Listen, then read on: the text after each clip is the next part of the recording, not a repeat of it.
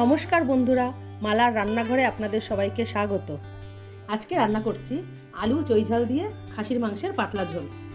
তো আসুন মাংসটা আমি ম্যারিনেট করে নিই।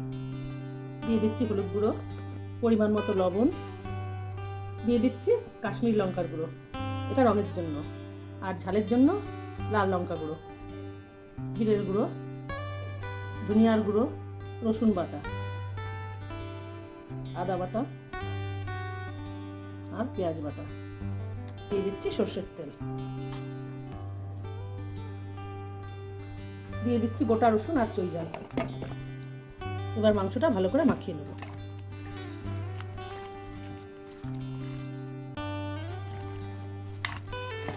আসলে আমাদের বাড়িতে খাসির মাংস নিয়ে এক্সপেরিমেন্ট করাটা কেউ পছন্দ করে না, সেই জন্য আমাদের এইভাবেই রসুন চই ঝাল আলু দিয়ে পাতলা ঝোলটাই সবাই পছন্দ করে, তাই এই রান্নাটাই বেশিরভাগই হয়।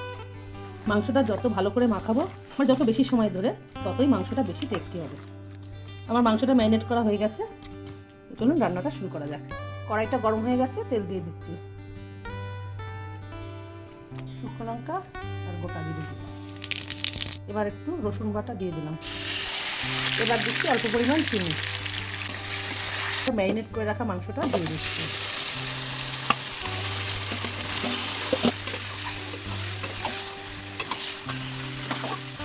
চই ঝাল আর রসুনগুলো তুলে রেখেছিলাম, এবার দিয়ে দিচ্ছি।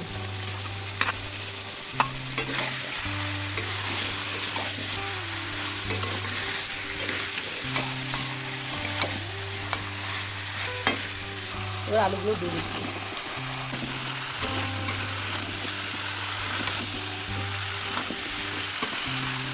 মশলা ধোয়া জলটা দিয়ে দিচ্ছি। আমি এইভাবে মশলা ধোয়া জল দিয়ে আস্তে আস্তে মাংসটা ভালো করে কষিয়ে নেব।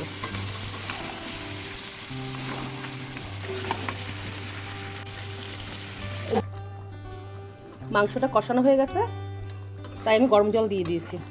যেহেতু ঝোলটা পাতলা হবে, তাই একটু জল বেশিই দিয়েছি।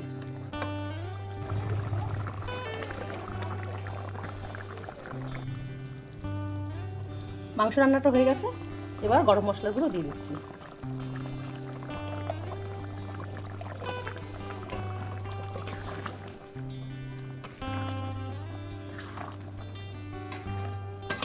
এবার নামিয়ে নেব। আপনারা এইভাবে বাড়িতে বানিয়ে খাবেন, ভাত রুটি সব কিছুর সঙ্গে খুবই সুস্বাদু লাগবে।